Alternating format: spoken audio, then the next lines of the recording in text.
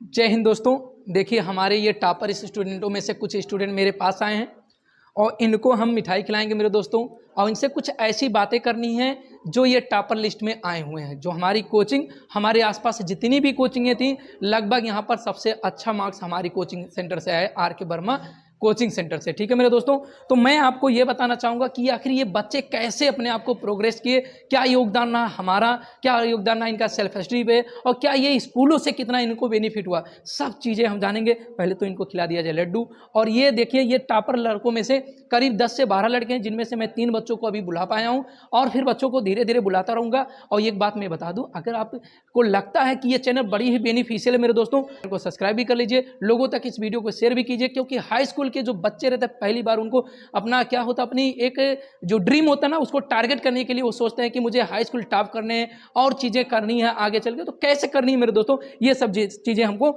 इसी वीडियो में बताया जाएगा और जानने को भी मिलेगा। देखो चलिए देखते हैं, पहले हम इनको मिठाई खिलाते हैं मेरे दोस्तों।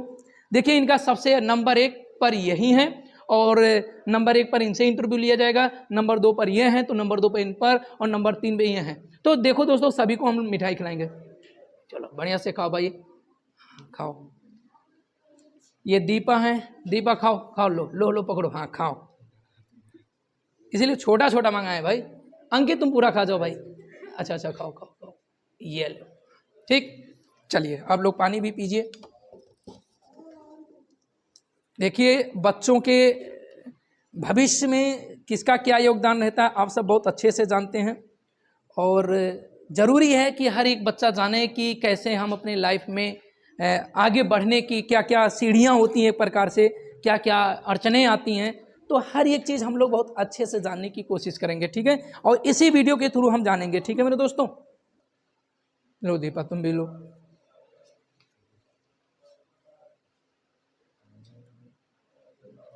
कंजूस है भैया, बोलो।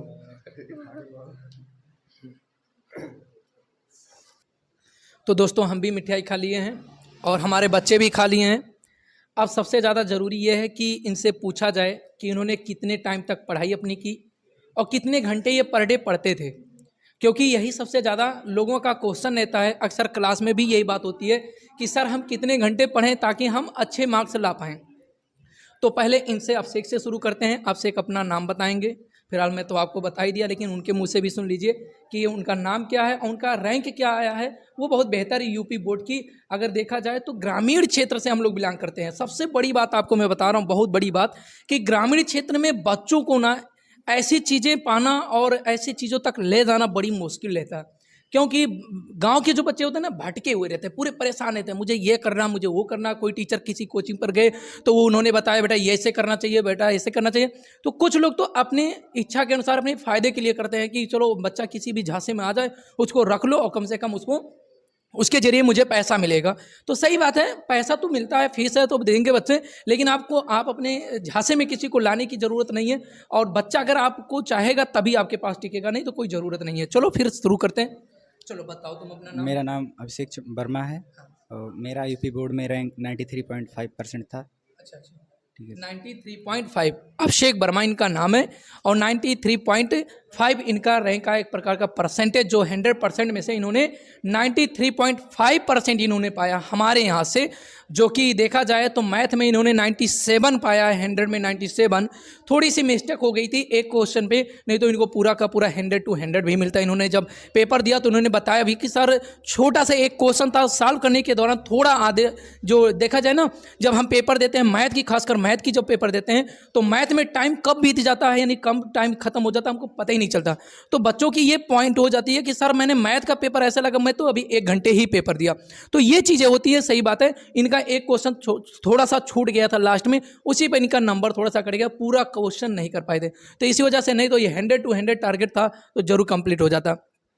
अब ये आए थे हमारे यहाँ 9th में पढ़ने। इनसे पूछते हैं कि ये 9th में आए थे तो कैसी इनकी पढ़ाई थी और फिर किस तरह से इनकी पढ़ाई में ग्रो हुआ, इनकी पढ़ाई कैसे ग्रो हुई, बताओ।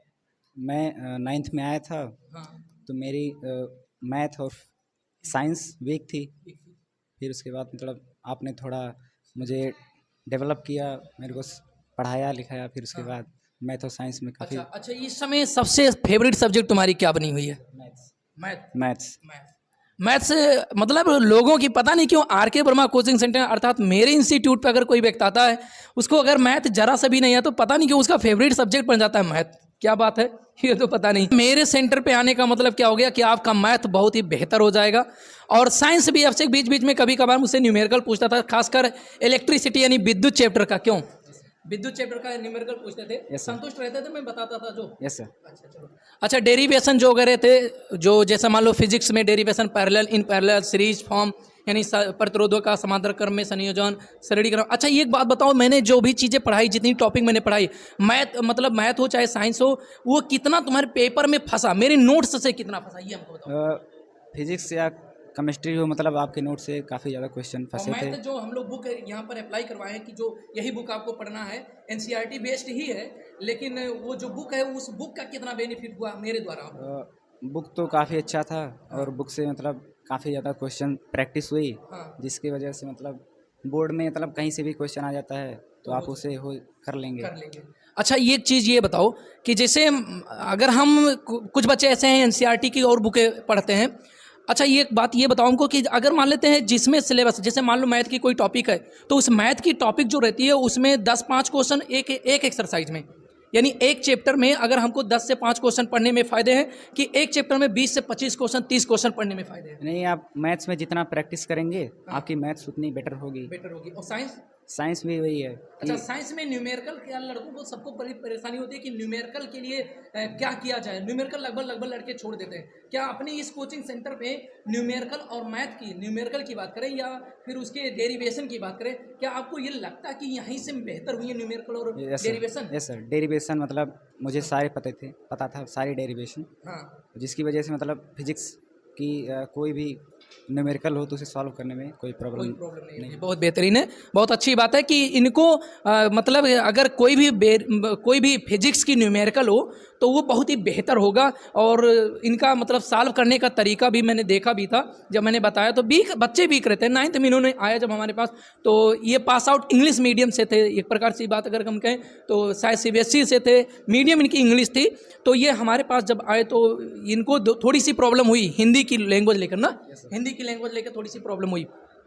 उसके बाद मैंने कोशिश ये कहा कि भाई धीरे धीरे समझ में आने लगेंगे। और जब मैं क्लास में पढ़ाता हूँ तो ये थोड़ी सी इंग्लिश भी लैंग्वेज लेने की कोशिश करता हूँ। आज के जनरेशन में अब ग्रामीण क्षेत्रों में भी एक चीज़ डेवलप हो रहा है धीरे धीरे कि अगर आप हिंदी मीडियम के हैं तो इंग्लिश मीडियम में लोग जाना शुरू कर दिए हैं, क्योंकि हिंदी मीडियम यूपी बोर्ड जो हो रहा है ना, 2 मीडियम लेकर चला है, हिंदी मीडियम और इंग्लिश मीडियम। तो इसलिए ग्रामीण क्षेत्र भी हमारा धीरे धीरे डेवलप हो रहा है। और खासकर मैं उन बच्चों को बताना चाहता हूँ जो मेरे इस वीडियो को देख रहे हैं और मुझे जानते होंगे, मेरे आसपास हैं। मैं आपको ये प्रूफ इसलिए दे रहा हूँ ताकि आप गलत जगहों पर जाके भटके ना।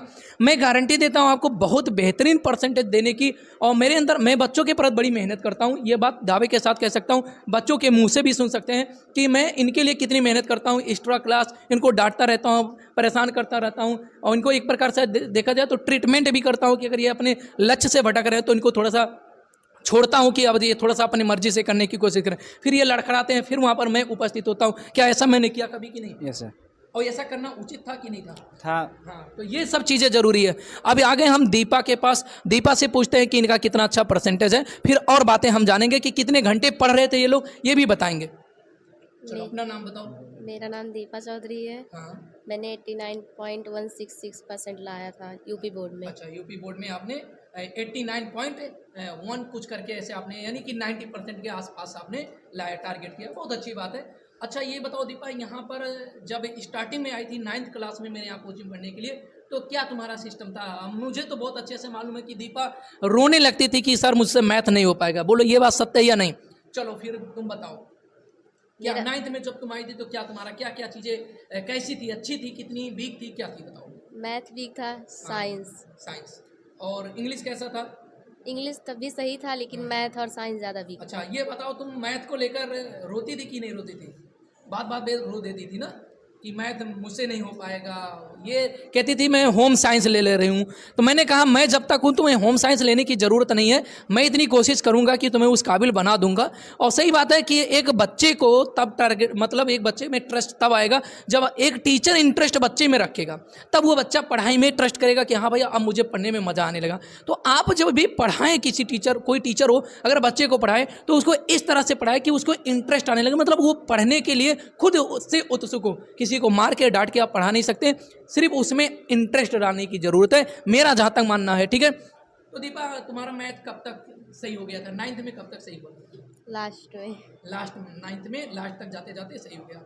अच्छा, हाई स्कूल में जब गई तो कितने क्या नाम है, अच्छा एक बात बताओ, स्कूल जाती थी, अब से तो स्कूल नहीं जाते थे, लेकिन तुम स्कूल जाती थी तो कितना बेनिफिट तुम्हें स्कूल से हुआ या कोचिंग से हुआ? लोगों का मतलब घर में जो घर वाले रहते हैं, मम्मी पापा जो रहते हैं या चाची चाचा जो भी हो, घर में जो गार्जियन रहते हैं, एज ए गार्जियन के रूप में जो बात हुई, तो वो चाहते हैं कि लड़का स्कूल जाए, तो क्या स्कूल से ज़्यादा बेनिफिट पढ़ाई में होता है या फिर सेल्फ स्टडी से? ये बताओ हमको। सेल्फ स्टडी से। सेल्फ स्टडी से, सही बात है। सेल्फ स्टडी से मैं बच्चों को ये बताता रहता हूँ कि आप सेल्फ स्टडी करें, सेल्फ स्टडी से सही बात है। जो बच्चा पढ़ रहा है वही जानता होगा कि सेल्फ स्टडी करने से कितना फ़ायदा हो, लेकिन सेल्फ स्टडी का मतलब ये नहीं होता कि आप सेल्फ स्टडी के चक्कर में आप अपना स्कूल ही क्या कर दो, गैप मार दो और फिर दिन भर घूमते रहो, मोबाइल वगैरह यूज करो। तो आज के जनरेशन में लोगों ने मोबाइल का बहुत ज़्यादा यूज किया है, और मैं पूछना चाहूँगा कि ये मोबाइल से पढ़ती थी या नहीं? अभी ये लड़की बताएगी पूरे, क्या मोबाइल का तुम यूज करती थी? नहीं, फिर भी 90% के आसपास पहुंच गई। कैसे? सेल्फ स्टडी से। सेल्फ स्टडी से। सेल्फ स्टडी और में आपकी सपोर्ट से। मेरे सपोर्ट से। तो अच्छा, सेल्फ स्टडी में अगर देखा जाए तो सबसे ज़्यादा अगर अब ओवरऑल 6 सब्जेक्ट होते हैं हाई स्कूल में, तो 6 सब्जेक्टों में सबसे फेवरेट सब्जेक्ट तुम्हारा क्या हो गया? मैथ। मैथ। ऐसा क्यों मैथ तुम्हारा हो गया? मैथ ही तुम्हारी सबसे वीक पॉइंट थी। लोगों को बताओ, नहीं तो ऐसा लगेगा कि मैं ये बताना मतलब मैं ज़बरदस्ती तुमसे करवा रहा हूँ कि बताओ, लेकिन ये चीज़ बताओ कि कितने मैथ में कितने नंबर? 93 या कितने हैं? नहीं, 76। 76 है। अच्छा चलो, तो मैथ हम देखते थे भी कि मैथ लेकर तुम हमेशा बैठी रहती थी किसी बेंच पर, कभी कभी एक्स्ट्रा टाइम में भी आ जाती है, अदर क्लास को मैं पढ़ाता था तो उसमें भी बैठ कर पढ़ती थी, पूछती रहती थी। चलो, और अभिषेक तुम्हारा कितना मैथ में है? 97। और बच्चियां हैं और लड़के हैं, उनका भी 97 आया है, उनको भी बुलाएंगे इंटरव्यू में, लेकिन अभी तो है नहीं। अच्छा, सेल्फ स्टडी के दौरान कितने समय लेती थी, कितना टाइम लेती थी सेल्फ स्टडी के लिए? शाम के टाइम 2-3 घंटे। 2-3 घंटे। अगर मान लिया जाए सुबह से लेकर शाम तक कितने घंटे अपनी पढ़ाई पर लगाती थी? 4 घंटे। 4 घंटे, 6 घंटे? नहीं, 4 घंटे। अच्छा, एक बात बताओ, जितना मैंने इंपॉर्टेंट करवाया था, जैसे मेरा एक तरीका है पढ़ाने का कि मैंने जो चैप्टर, जैसे मान लो मैंने ट्राइग्नोमेट्री स्टार्ट किया, तो ट्राइग्नोमेट्री में जितने एग्जाम्पल्स और क्या नाम है एक्सरसाइज के क्वेश्चन होते हैं सभी तो इंपॉर्टेंट मैं नहीं करवाता, लेकिन मैं जितनी इंपॉर्टेंट करवाता हूँ उसका एक प्रूफ और भी है कि मैं वीडियो पेपर से पहले 2 दिन 1 दिन पहले वीडियो बना देता था, और मैक्सिमम 15 क्वेश्चन, 20 क्वेश्चन, जैसे का खा गा करके है, तो 15 से 20 क्वेश्चन अब वो फंसे हुए हैं, जो साइंस के भी हैं, मैथ के भी हैं, वो फंसे हैं पूरे के पूरे। तो यानी 4 घंटे रेगुलर तुम पढ़ती थी, ये बात सही है ना? हाँ। 4 घंटे पढ़ती थी। अच्छा, एक बात बताओ, पढ़ाई तो मान लो किया जाता है, क्या पढ़ाई जैसे कुछ बच्चे ऐसे होते हैं कि 4 घंटे आज पढ़ लिए, 5 घंटे पढ़ लिए, या किसी का सुने तो 6 घंटे 8 घंटे पढ़ दिए, क्या इसका भी कोई फायदा होता है? ये नुकसान के कगार पे जाने की कोशिश हमको जहाँ तक लगता है। हाँ। तुम्हारे हिसाब से क्या लगता है? हाँ, नुकसान ही होगा, दूसरों का देख के थोड़ी ना किया जा सकता। दूसरे का देख के कोई मतलब नहीं होता।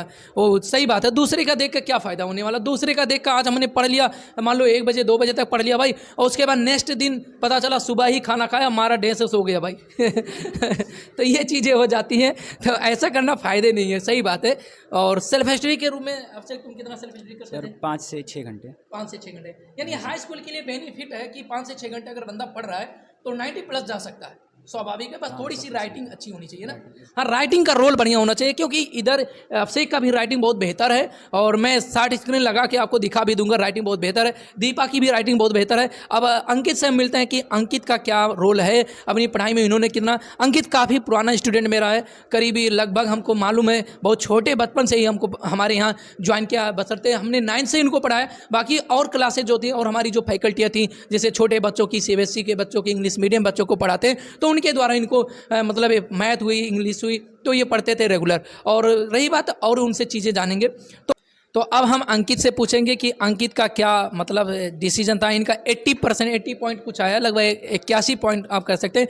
अभी हमारे पास 89 के बच्चे भी हैं, 87 के भी हैं, 85 हैं, 85.1 है, 82 भी है, और बाकी बच्चे चले गए भैया अपने कहाँ, मौसी के घर कोई गया है, कोई मामा के घर गया है, तो घूम रहे हैं बच्चे। वो सही बात है, घूमे ना, रिजल्ट के चक्कर में ये लोग घूमते रहे। चलो फिलहाल देखते हैं, जितने बच्चे मिलते रहेंगे आते रहेंगे उनसे मुलाकात भी रहेगी और आपको वीडियो भी मिलेगा। और अगर आप सबको ये वीडियो अच्छी लगे तो चैनल को सब्सक्राइब कीजिए और सपोर्ट कीजिए इन बच्चों का, ताकि ग्रामीण क्षेत्र के बच्चे हैं इनका उत्साह बढ़े, और उत्साह जब बढ़ेगा तो ये अच्छे टारगेट पे जाएंगे। जहाँ तक मेरा मानना है कि ग्रामीण क्षेत्र के बच्चे अब डेवलप कर रहे हैं, और डेवलप करने के बाद जहाँ बाहर जा रहे हैं वहाँ पर भी अच्छी पढ़ाई कर रहे हैं, क्योंकि इनकी स्थिति ही ऐसी रहती है कि ये बहुत बेहतर पढ़ाई करते हैं। अंकित अपना पूरा इंट्रोडक्शन दो भाई।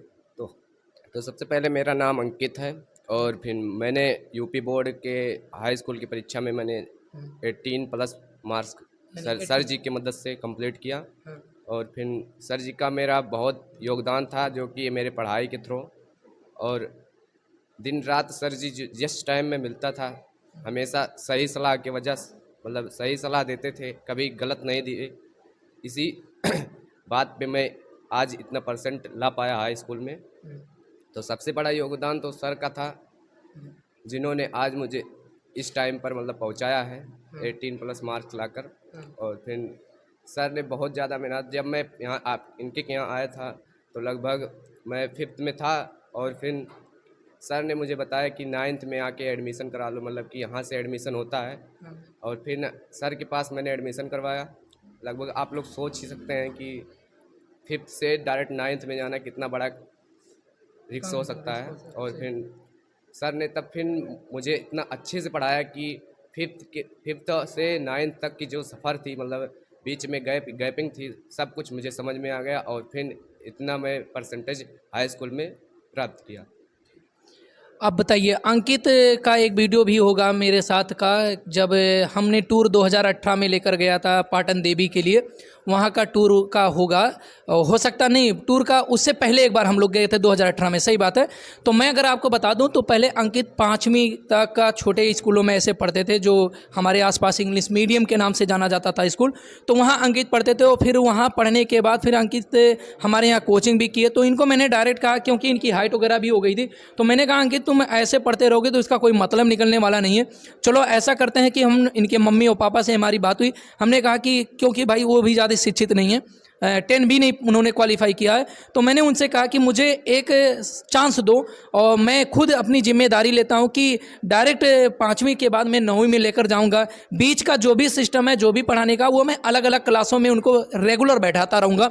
और उसी तरह से मैंने इनको बैठाया। जैसे 6वीं में अगर लड़का गया तो मैथ उसका नहीं पड़ेगा, आपके दिमाग में होगा कि 5 से 9वीं क्लास में जाना कितना बड़ा काम हो गया, या फिर ऐसा करना सही नहीं है। लेकिन मैं आपको बता दूं, जब लड़के की एज या उसकी हाइट बढ़ जाती है तो उसको अलग क्लासों में, जैसे 6 में हो गया पढ़ने, तो हाइट लंबी और छोटे छोटे बच्चों के साथ बैठना थोड़ा सा शर्म सा लगता है। तो मैंने ये कहा कि चलो एक काम करते हैं कि 5वीं से डायरेक्ट 9वीं में मैं लिखवाता हूँ, गारंटी मेरी है जो बीच का सफ़र रहेगा वो मैं कंप्लीट करूँगा। यानी बीच का जो भी सिलेबस रहेगा 6, 7, 8 का मैंने पढ़ाया। और फिर इंट्रेंस एग्जाम पॉलिटेक्निक की भी मैंने तैयारी इनकी 1 साल पहले, यानी 9वीं में ये जब थे तभी मैंने इनको पढ़ाने लगा। और उसी 9वीं में जब मैंने इनको इंट्रेंस एग्जाम की तैयारी करवाया पॉलिटेक्निक की, तो उसी में 6वीं, 7वीं, 8वीं की मैथ भी कवर हो गई। ये सबसे बड़ा तरीका मैंने अपना लगाया कि इस तरीके से मैं जब इनको बढ़ा दूंगा तो फायदा हो जाएगा। और लॉकडाउन में हम लोग थोड़ा घर पढ़ते थे ना, बताओ। लॉकडाउन में सर के द्वारा हम लोग लगभग इनके घर जाके पढ़ते थे 2-3 घंटे, और फिर सर ने तो बहुत बड़ा योगदान दे दिया है हमारे बीच।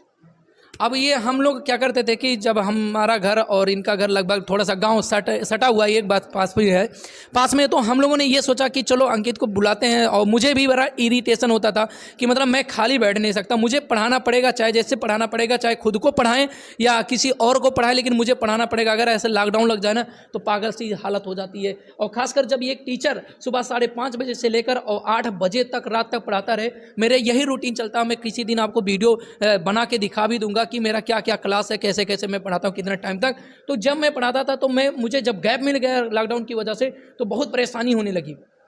मतलब दिमाग उमाग कब सेट होने लगा, तो मेरे गांव के जो बच्चे थे उनको मैं फ्री में बुलाता था कि आओ तुम लोग पढ़ो, तो उनको मैं फ्री में बेंच वगैरह यहाँ से कोचिंग से ले जाके वहाँ पर रखा और पढ़ाया वहाँ पर, और इनको भी बुलाया कि ऐसा कि तुम आ जाओ और पॉलिटेक्निक का जो फॉर्म है उस फॉर्म के जरिए उस बुक को ले लो, पढ़ाऊँगा।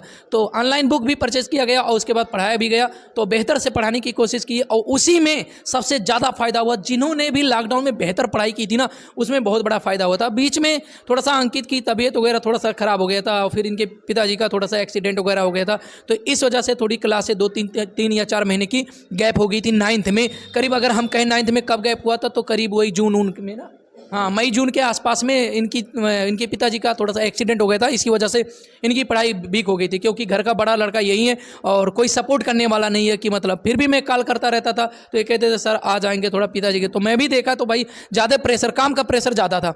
तो काम का प्रेशर जब एक फैमिली की प्रेशर हो जाती है और इतना बड़ा लड़का अभी क्या जिम्मेदारियाँ ले सकता है, तो इन सब चीज़ों को लेकर हम लोगों ने क्या डिसीजन लिया कि चलो कुछ सेल्फ स्टडी भी बताते रहे कि भाई कुछ पढ़ लो, और यूट्यूब के जरिए भी, हमारे यूट्यूब के जरिए भी इनको हेल्प मिला। और एक चीज़ भी इनको मैंने मोटिवेट किया कि एक ये अंकित टेक करके एक चैनल भी इन्होंने डाल दिया, बहुत अच्छी बात है, आप लोग उसको भी जाके सपोर्ट कीजिए, ताकि लड़का बताता रहता है कि मान लो अगर YouTube पे कोई वीडियो कैसे डालनी है, बैनर कैसे बनानी है, पोस्टर कैसे बनानी है, लड़का उस पर काम करने लगा। ऐसे हमारे कई स्टूडेंट हैं जो उनको मैं बताता हूँ कि YouTube पे कुछ लोग ब्लॉगिंग बनाओ, कुछ लोग ब्लॉगिंग भी करने लगे हैं। मेरे कहने का मतलब है कि आज की जनरेशन में सोशल मीडिया का फ़ायदा उठाया जा सकता है एज ए मतलब मनी के रूप में। अगर आप एक कमाई करना चाहते हैं, अपनी पढ़ाई के साथ साथ अपना खुद का खर्चा निकालना चाहते हैं, तो यूट्यूब सबसे ज़्यादा बेटर देना है, मैं अगर मानूँ तो।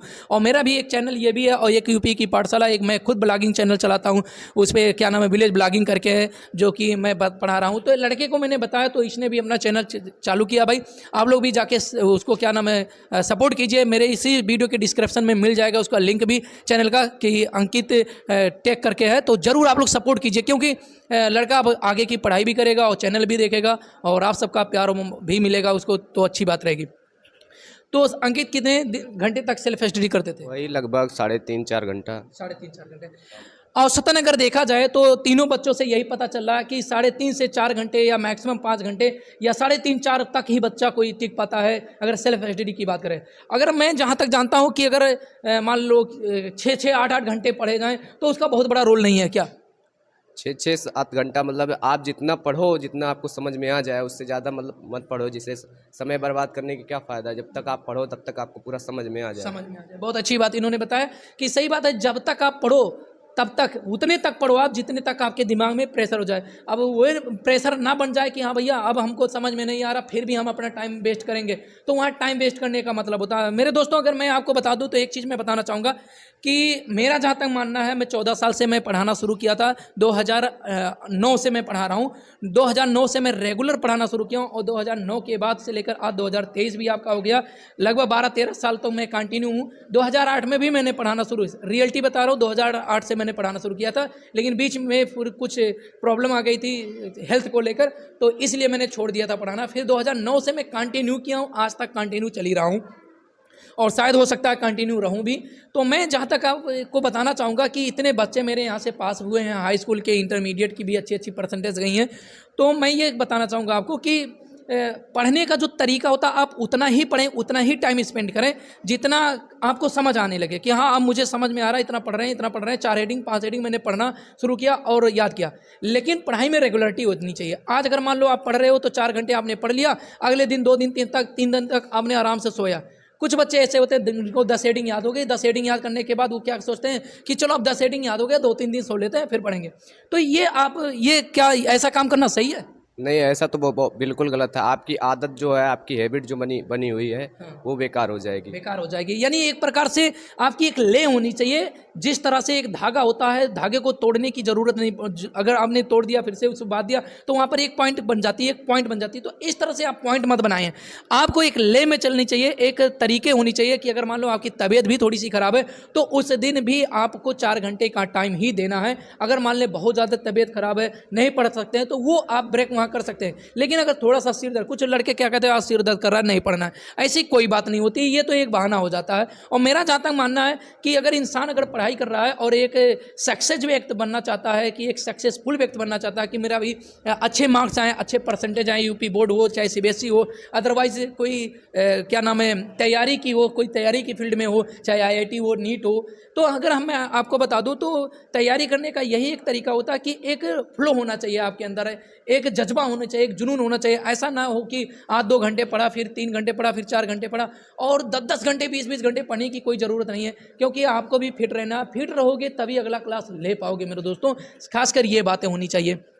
तो इस तरह से हम बच्चों को इसीलिए बुलाए थे कि ये इनके जरिए पता चल जाए कि इसका क्या 93.5% इनका अभिषेक का है, और दीपा का भी 90% है, इनका 81% के आसपास में है, और अभी 85 के बच्चे बचे हैं, और फिर इंटर के बच्चों को भी मैं लाऊंगा आपके सामने।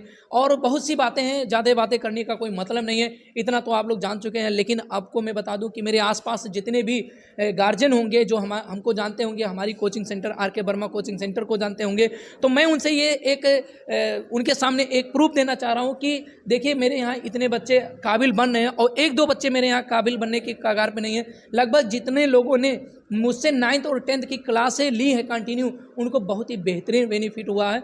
और खासकर अगर देखा जाए तो इनका हर तरह से मैं सपोर्ट करता हूँ, चाहे वो अगर देखा जाए तो मनी से प्रॉब्लम हो वो भी, और मान लेते हैं फैमिली प्रॉब्लम कोई हो वो भी, और यहाँ भी कोई पर्सनल प्रॉब्लम हो कि सर आज मुझे मेरी तबीयत खराब है, तो कुछ भी ऐसी कोई प्रॉब्लमों को मैं ज़रूर सॉल्व करता हूँ मेरे दोस्तों।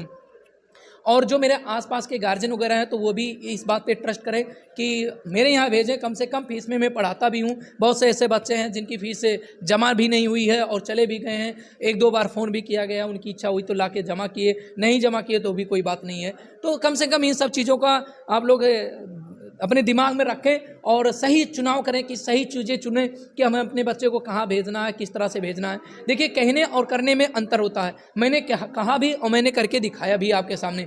इससे पहले 90% का टारगेट था, तो 90% मैंने पहले इससे पहले 2022 में जो रिजल्ट यानी 2021 की रिजल्ट जो 2022 में आई थी उसमें मैंने 91 तक मैं गया हूँ। अब की बार 93, और बहुत बड़ी पॉइंट होगी कि यूपी बोर्ड में 95-96 जाना कितनी बड़ी बात है। लेकिन कोई दिक्कत नहीं है, फिर से मेहनत मैं इतना ही करूंगा, जो मेरे नए बच्चे आए हैं उनके लिए इतनी ही मेहनत करूंगा, और जुनून भी है मेरा, क्योंकि मेरा एक प्रकार से ये ड्रीम बन गया है कि बच्चों को अच्छी शिक्षा देने के साथ साथ उनका एक नाम भी होना चाहिए। एक दिन आज तो मैं इस मीडिया के यानी अपना खुद का एक मीडिया बना दिया हूँ कि आपसे के सामने फेस कर रहा हूँ इस चीज़ों को, लेकिन मेरा टारगेट है कि किसी दिन एक न्यूज़ के जरिए बच्चे आए, न्यूज़ के जरिए बच्चों का इंटरव्यू हो, कि कोई न्यूज़ वाले यहाँ तक आए ग्रामीण क्षेत्र में और मेरा भी इंटरव्यू हो, मेरे बच्चों का भी इंटरव्यू, ऐसा कुछ मेरा इच्छा है। और मैं आपको और बता दूं कि मेरा एक कंप्यूटर इंस्टीट्यूट भी मैंने आपके लिए डाल दिया है कि जो भी हमारे बच्चे हैं कंप्यूटर इंस्टीट्यूट की भी शिक्षा लेना चाहते हैं कहीं कंप्यूटर से रिलेटिव, तो वो भी ले सकते हैं, जो कि अपने ही मार्केट में है, जो बगल में अपना सुनहा मार्केट है वहीं पर है। तो जो भी व्यक्ति जुड़ना चाहते हैं तो वो भी जुड़ सकते हैं। और एक चीज़ और मैं बता दूँ कि मेरा जो तरीका है बच्चों को शिक्षा देने का, मैं बच्चों को डेवलप करता हूं। डेवलप करने के बाद मेरा एक प्रूफ और मेरे पास है कि मैं कई बच्चों को ऐसे 8 से 9 बच्चे मेरे पास हैं कि जो अभी 10वीं पास करने के बाद 11th 12 की पास करने के बाद यानी उनकी ग्रेजुएशन की फर्स्ट ईयर रही है, तो भी वो स्कूलों में पढ़ा रहे हैं, और वो भी इंग्लिश मीडियम के स्कूलों में। तो आप ये मान सकते हैं कि अगर एक टीचर एज ए टीचर के रूप में अगर किसी स्कूल वाले ने हायर किया है मतलब किसी स्टूडेंट को, मेरे तरफ से स्टूडेंट और उनके तरफ से एक टीचर के रूप में, तो कहीं ना कहीं अगर इंग्लिश मीडियम के स्कूल में पढ़ा रहे हैं तो जब तक उस बच्चे में या स्टूडेंट में वैल्यू नहीं होगा, उसका एक देखा जाए तो उसके अंदर एक क्वालिटी नहीं होगी ना, तो तब तक कोई भी स्कूल वाला उसको रखेगा नहीं। तो मेरे बच्चे करीब 1-1.5 साल 2-2 सालों से पढ़ा रहे हैं, इसका मतलब कि मेरे यहाँ की जो क्वालिटी है शिक्षा की उनको मिल रही है। तो मैं एक प्रकार की फाइनेंशियल प्रॉब्लम से भी उनको निकालता हूँ और उनको सेल्फ डिपेंडेंट भी करता हूँ कि भाई तुम खुद पर आधारित हो जाओ, माँ बाप से थोड़ा पैसा कम लेना, माँ बाप से पैसा लेना वगैरह छोड़ो, आप खुद पे डिपेंडेंट हो जाओ, ताकि वो अपना खर्चा तुम देखोगे तो वो अब तुमसे फ्री हो जाएंगे। और सही बात है, अगर आप मान लें 15-16 साल 17 साल के एज में ही अगर आप खुद सेल्फ डिपेंडेंट हो जा रहे हैं तो कितनी अच्छी बातें हैं।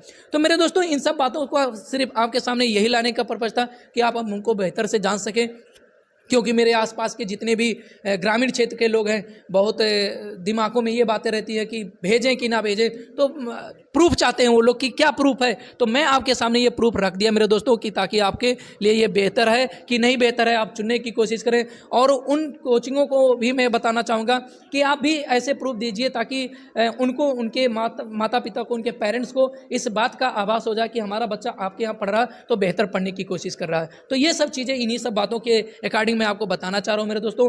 और वीडियो को आपको क्या करना है, लाइक करना है और शेयर भी करना है। और लोगों तक शेयर तो करने के साथ साथ अगर आप भी चैनल को सब्सक्राइब नहीं किए हैं तो कर लें मेरे दोस्तों। एक मेरा यूपी की पाठशाला है मेरे दोस्तों, उस चैनल पर आपको सिर्फ और सिर्फ यूपी की चीज़ें मिलेंगी। जल्दी मैं शुरू करने वाला हूँ। देखो मेरे दोस्तों, ये अगर मैं दिखाना चाहूँ तो ये आप हॉल देख सकते हो जहाँ पर ये मैं रेंट पे रहता हूँ। और ये मेरा वाइट बोर्ड भी सामने है और समझ रहे हैं कि फ़ैन भी चल रहा है, दो फैन हैं चल रहे हैं। तो यहाँ प्रेजेंट टाइम में मक्खी वगैरह सब परेशान करते रहते हैं। अगर मैं वीडियो बना रहा हूँ तो मक्खी वगैरह परेशान, आप लोग डिजिटल बोर्ड का सहारा लेते हैं, मैं तो अभी वाइट बोर्ड का सहारा ले रहा हूँ। तो ये सब चीज़ें, बहुत सी प्रॉब्लम है जीवन में, बहुत सी प्रॉब्लम है, लेकिन मैं मानता नहीं उनको प्रॉब्लम।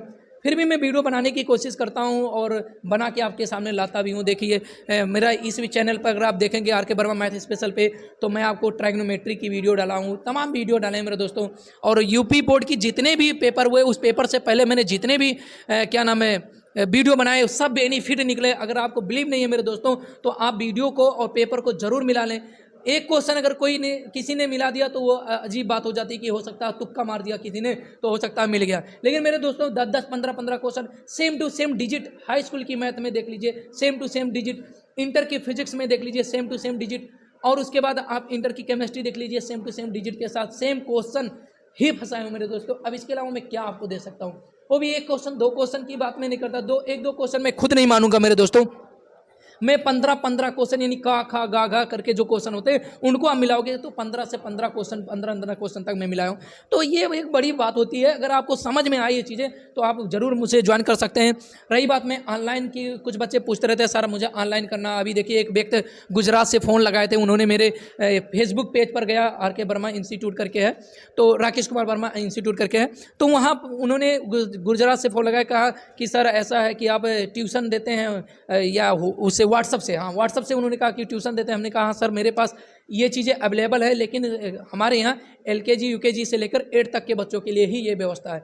तो उन्होंने कहा नहीं सर मुझे 12 के बच्चों की ज़रूरत है। तो हमने कहा सर इसके लिए आपको क्या करना पड़ेगा कि मेरे चैनल पे आप रहिए, जितनी चीज़ें हो पाएंगी वो उतना मैं दूंगा। लेकिन मेरे यहाँ आपको, जैसे गुजरात में मराठी वगैरह भी पढ़ाया जाता है, गुजराती पढ़ाया जाता है, तमाम सब्जेक्ट होते हैं।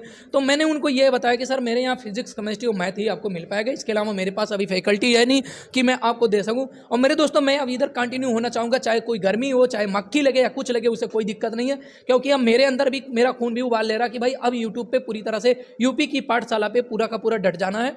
और उसको हर हालत में यूपी की जितनी भी सिलेबस है वो चाहे 10th, पहले मैं करूंगा क्या, जिनको बोर्ड एग्जाम देना पहले उनके लिए मैं टारगेट करूंगा कि जो क्लास 10th में और क्लास 12 में बच्चे हैं उनके लिए मैं पूरी तरह से कोशिश करूंगा। 9th को और 11th को थोड़ा सा मैं साइड में रखना चाहूँगा मेरे दोस्तों। और मेरे यहाँ 11th की क्लासेज, नई न्यू क्लासेज जो वो भी स्टार्ट है। और 12 की क्लासों में मैं बता दूं करीब हम 5 लेसन फिजिक्स के आसपास पहुंच रहे हैं, और केमिस्ट्री भी ऐसे लगभग हम पहुंच रहे हैं। और न्यूमेरिकल वगैरह तो हमारे यहाँ बहुत ही आपको ईजी लगेगा मेरे दोस्तों, जुड़ने की कोशिश करें। एक चीज़ और मैं बता दूं, सबसे बड़ी परेशानी हमारे यहाँ की हो गई कि कुछ लोग ऐसा काम करते हैं कि बच्चा आपके स्कूल में पढ़ भी रहा है और आप उनसे कहते हैं कि अगर आप हमारे यहाँ कोचिंग नहीं करेंगे तो आपको मैं प्रैक्टिकल में नंबर नहीं दूंगा। ये सबसे बड़ी बात, ये चुनौती है दोस्तों।